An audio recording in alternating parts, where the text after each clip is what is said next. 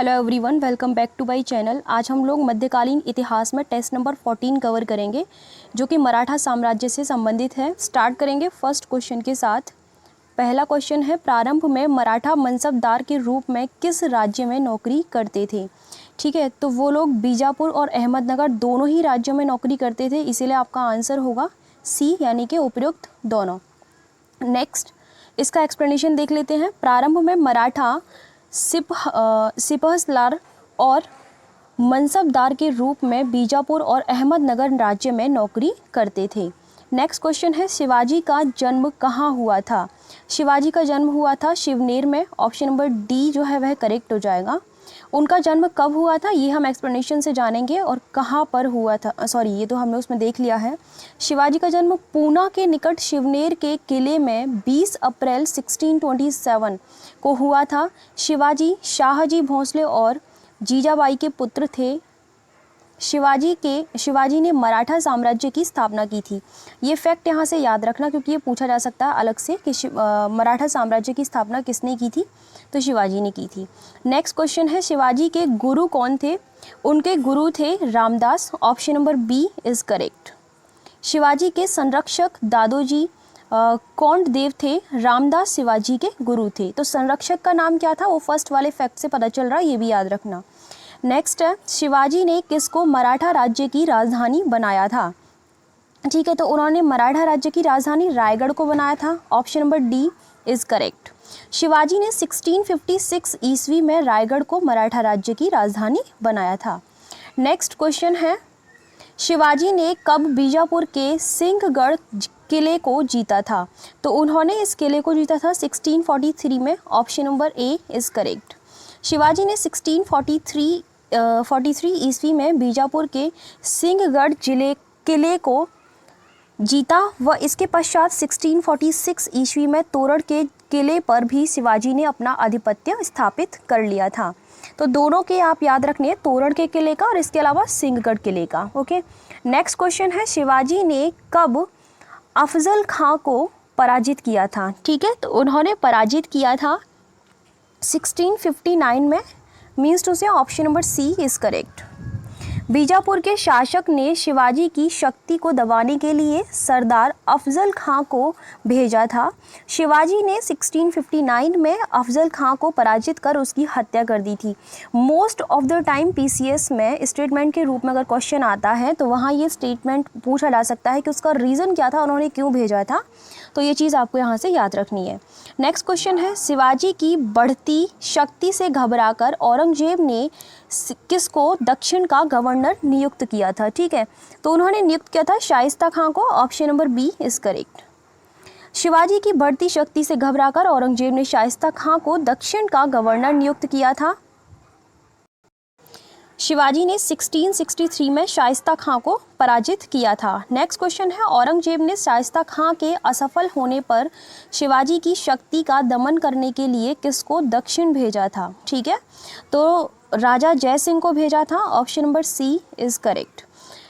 औरंगजेब ने शाइस्ता खां के असफल होने पर शिवाजी की शक्ति का दमन करने के लिए आमेर के मिर्जा राजा जय सिंह को दक्षिण भेजा था। नेक्स्ट क्वेश्चन है, किस वर्ष मुगलों और शिवाजी के बीच पुरंदर की संधि हुई थी? मोस्ट इंपॉर्टेंट क्वेश्चन है, तो इसका आंसर है 1665 में ये संधि हुई थी। Option number A is correct. Jaisingh के नेतृत्व में पुरंदर के किले पर मुगलों की विजय तथा रायगढ़ की घेराबंदी के बाद जून 1665 में मुगलों और शिवाजी के बीच पुरंदर की संधि हुई थी। ये संधि कब हुई थी ये चीज़ आपको याद रखनी है, किसके नेतृत्व में हुआ था। ठीक है, पूरा मैटर याद रखना है। उसके अलावा किस किस के बीच में हुई थी ये भी आप लोगों को यहाँ से याद रखना है। नेक्स्ट क्वेश्चन है, निम्नलिखित में से किसने शिवाजी की तोपें प्रदान की थी? ठीक है, तो ये तोपें प्रदान की थी अंग्रेजों ने। Option number B is correct. Okay, अंग्रेजों ने शिवाजी को तोपें प्रदान की थी। नेक्स्ट क्वेश्चन है, किस वर्ष शिवाजी ने पुरंदर की संधि खोए हुए किले को पुनः जीत लिया था? संधि के द्वारा, सॉरी।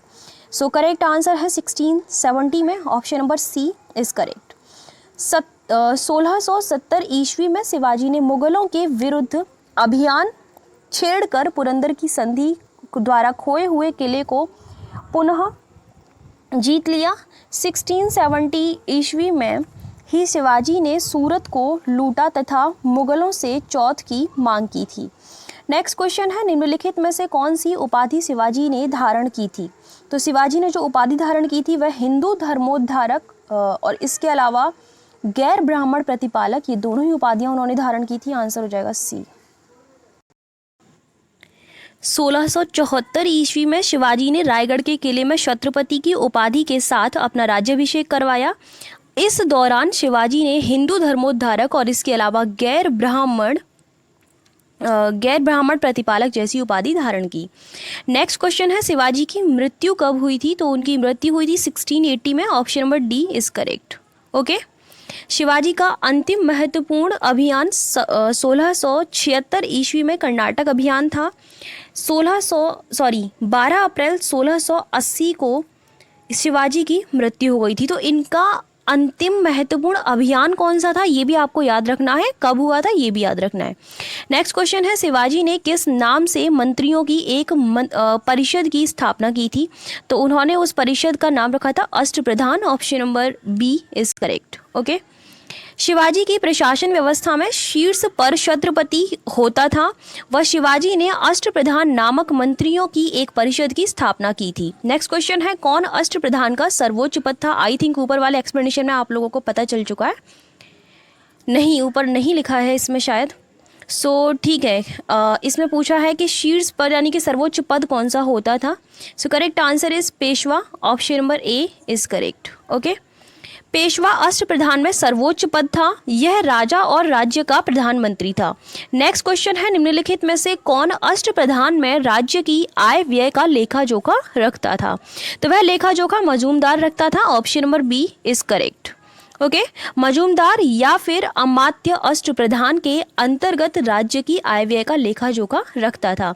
नेक्स्ट क्वेश्चन है, अष्टप्रधान में से कौन राजकीय पत्र व्यवहार का कार्य देखता था?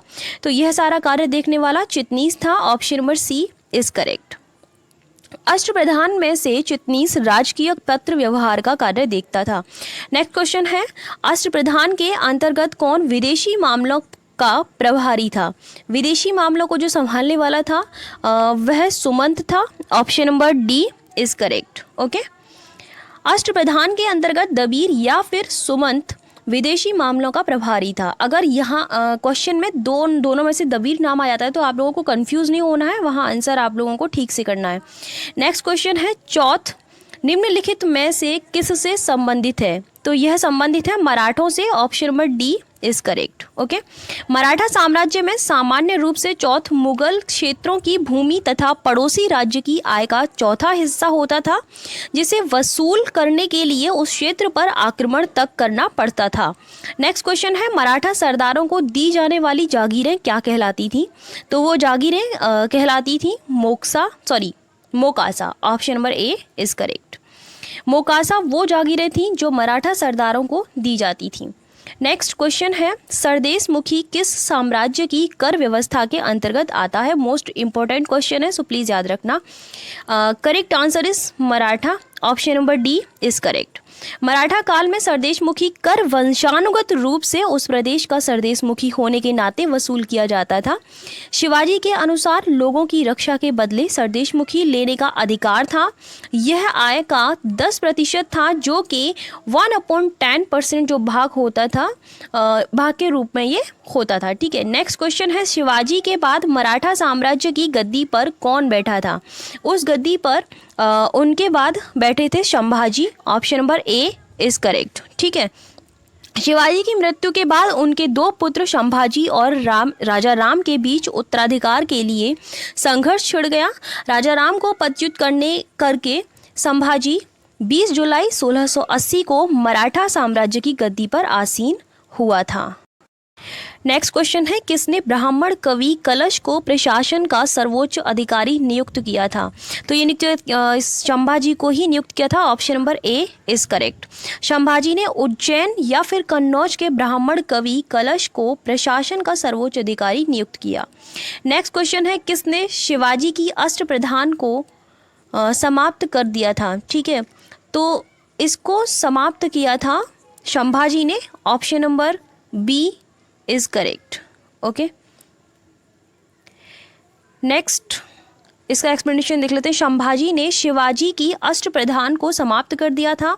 ये अपने साथ युद्ध में स्त्रियों को भी ले जाने लगा था। नेक्स्ट क्वेश्चन है, किसने संभाजी की हत्या कर मराठा राजधानी रायगढ़ पर अपना आधिपत्य स्थापित कर लिया था? ठीक है, तो ऐसा किया था औरंगजेब ने। Option number D is correct. मार्च 1689 में औरंगजेब ने संभाजी की हत्या कर मराठा राजधानी रायगढ़ पर अपना आधिपत्य स्थापित कर लिया। औरंगजेब ने इसी समय संभाजी के पुत्र शाहू को रामगढ़ के किले में बंदी बना लिया। नेक्स्ट क्वेश्चन है, किसने सतारा को मराठों की राजधानी बनाया था? ठीक है, तो ये बनाया था राजा राम ने। Option number B is correct. Sambhaji की मृत्यु के बाद राजा राम को मराठा साम्राज्य का छत्रपति घोषित किया गया। राजा राम मुगलों के आक्रमण के भय से अपनी राजधानी रायगढ़ से जिंजी ले गया। इसके बाद उसने 1699 में सतारा को मराठों की राजधानी बनाया था। नेक्स्ट क्वेश्चन है, किसके काल में पेशवा पद अत्यधिक शक्तिशाली हो गया था? इंपॉर्टेंट क्वेश्चन है और ये हुआ था शाहू के काल में। Option number C is correct. Shahu ने 1713 ईस्वी में बालाजी विश्वनाथ को पेशवा के पद पर नियुक्त किया। इसकी नियुक्ति के साथ ही पेशवा पद शक्तिशाली हो गया। छत्रपति अब नाममात्र का शासक रह गया। नेक्स्ट क्वेश्चन है, किसको मराठा राज्य का दूसरा संस्थापक कहा जाता है? ठीक है, तो ये कहा जाता है बालाजी विश्वनाथ को। Option number D is correct. Balaji Vishwanath को मराठा राज्य का दूसरा संस्थापक कहा जाता है। बालाजी विश्वनाथ को सम्राट निर्माता भी कहा जाता है। तो सेकंड वाला जो फैक्ट है वो आपको याद रखना है। क्वेश्चन आ सकता है कि सम्राट निर्माता किसको बोला जाता है, then you will answer Balaji Vishwanath. Okay. किसने मुगलों की राजधानी में अपनी एक बड़ी सेना भेजकर सैयद बंधुओं की सहायता की थी? तो ये की थी बालाजी विश्वनाथ ने। Option number D is correct. Balaji Vishwanath ने मुगलों की राजधानी में एक बड़ी सेना भेजकर सैयद बंधुओं की सहायता की थी, जो मुगल इतिहास में किंग मेकर के रूप में प्रसिद्ध है।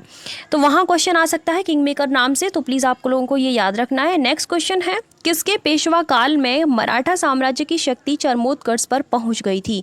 ये क्वेश्चन भी महत्वपूर्ण है। करेक्ट आंसर है बाजीराव प्रथम। Option number A is correct. Bajirao प्रथम के पेशवा काल में मराठा साम्राज्य की शक्ति चरमोत्कर्ष पर पहुंच गई थी। बाजीराव प्रथम ने पुर्तगालियों से सालसीर तथा बेसीन छीन लिया था। नेक्स्ट क्वेश्चन है, बाजीराव प्रथम द्वारा स्थापित मराठा मंडल में कौन शामिल था? ठीक है, तो क्वेश्चन में एक आंसर छुपा हुआ है, ये आपको याद रखना है कि जो मराठा मंडल था किसने स्थापित किया था, ये चीज़ आपको पता होनी चाहिए। करेक्ट आंसर यहाँ पर क्या है कि उसमें कौन कौन शामिल था? ग्वालियर के सिंधिया, इंदौर के होलकर और नागपुर के भोंसले, तीनों ही शामिल थे। तो करेक्ट आंसर इज डी, उपरोक्त सभी। बाजीराव प्रथम ने ग्वालियर के सिंधिया, गायकवाड़, इंदौर के होलकर और नागपुर के भोंसले शासकों को सम्मिलित कर एक मराठा मंडल की स्थापना की थी। नेक्स्ट क्वेश्चन है, निम्नलिखित में से किसको नाना साहब के नाम से भी जाना जाता है? ठीक है, तो ये जाना जाता है बालाजी बाजीराव को। Option number C is correct. Balaji Bajirao को नाना साहब के नाम से भी जाना जाता है। नेक्स्ट क्वेश्चन है, निम्नलिखित में से किसके शासनकाल में पानीपत का तृतीय युद्ध हुआ था? ये क्वेश्चन आई होप सभी को आंसर इसका पता होगा। करेक्ट आंसर है Balaji Bajirao. Option number C is correct. Okay, Balaji Bajirao के शासनकाल में 1761 में पानीपत का तृतीय युद्ध हुआ था। यह युद्ध मराठों और अहमद शाह अब्दाली के बीच में हुआ था और इस युद्ध में मराठों की पराजय हुई थी। सेकंड फैक्ट जो है, पहली बात तो युद्ध कब हुआ था ये चीज़ याद रखनी है, और किस किस के बीच में हुआ था और जीत किसकी हुई थी, ये दोनों फैक्ट भी याद रखनी है। नेक्स्ट क्वेश्चन है, किसके शासनकाल में पेशवा का पद वंशानुगत हो गया था? ये हुआ था बालाजी बाजीराव के काल में। Option number C is correct. Peshwa Balaji Bajirao के समय पेशवा का पद वंशानुगत हो गया था। 34 क्वेश्चन कंप्लीट हो चुके हैं आप लोगों के इस टॉपिक के। सो होपफुली आप लोगों को समझ में आ गया होगा। अगर पीडीएफ की आप लोगों को नीड है तो लिंक डिस्क्रिप्शन बॉक्स में दे रखा है, वहाँ आप लोग विजिट कर सकते हो। अगर वहाँ आप लोग नहीं जाना चाहते हैं तो इस नंबर पर कॉल या व्हाट्सएप कर सकते हो। Okay, so thank you so much for watching my video. मिलते हैं नेक्स्ट वीडियो में।